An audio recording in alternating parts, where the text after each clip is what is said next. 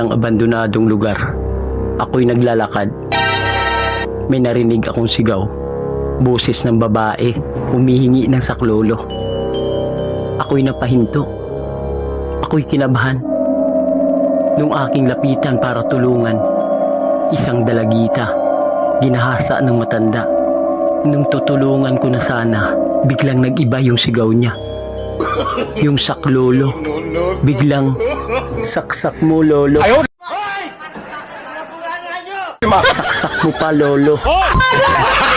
Gago! Tangina, isa ring ugo.